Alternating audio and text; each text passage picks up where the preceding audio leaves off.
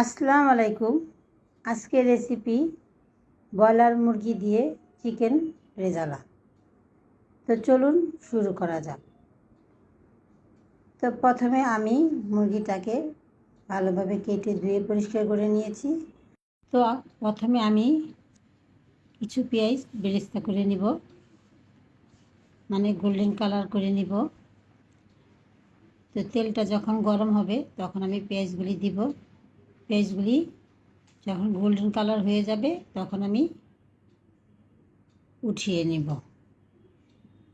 তো পেঁয়াজগুলি golden colour হয়ে গিয়েছে, আমি এখন উঠিয়ে নিব।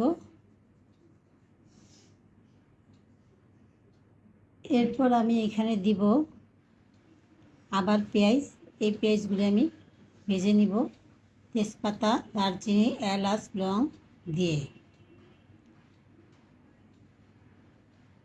তো আমি এই পেঁয়াজগুলি বেশি গোল্ডেন কালার করব না।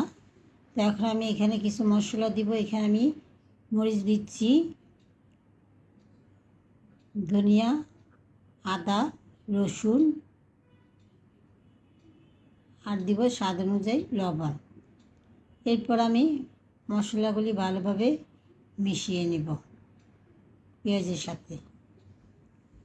তো আমি 3-4 মিনিটের মতন মিশিয়ে নিয়েছি পেঁয়াজের সাথে মশলাগুলি।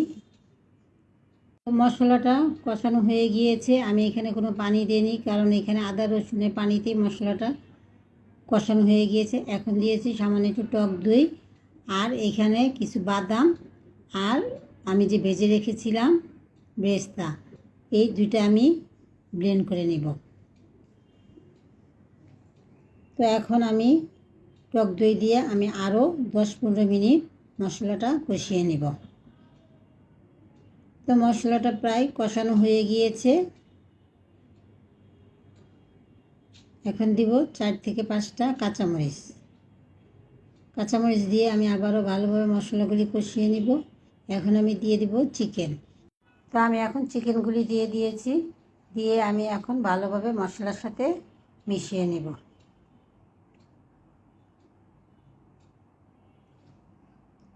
এরপর আমি ঢাকনা দিয়ে ঢেকে 10 মিনিটের জন্য রান্নাটা করে নেব। তো আমি 10 মিনিট আর রাখিনি, 5 মিনিট পরে এসে আমি আবারও ভালোভাবে মিশিয়ে নিব। মিশিয়ে নিয়ে আরও 10 মিনিট আমি ঢাকনা দিয়ে রান্নাটা করে নেব।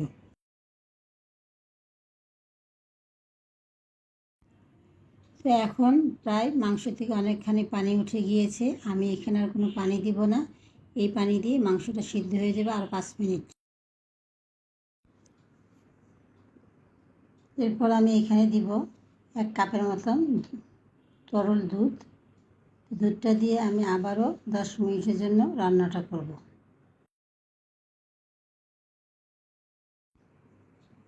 এরপর দিব আমি সেই মিশ্রণটা, যেটা আমি বাদাম আর বেরেস্তা দিয়ে তৈরি করেছি, সেটা এখন দিয়ে দেব। দিয়ে আমি আবারও ভালোভাবে মিশিয়ে নেব। এরপর আমি আরও 5 মিনিট রান্নাটা করব। আর নামানোর আগে দিব সামান্য একটু গরম মশলার গুঁড়া। এরপর আমি নামিয়ে পরিবেশন করব। তো হয়ে গেল আমার চিকেন রেজালা। যদি ভালো লেগে থাকে তাহলে ফেসবুকে ফলো, লাইক, শেয়ার, আর ইউটিউবে সাবস্ক্রাইব।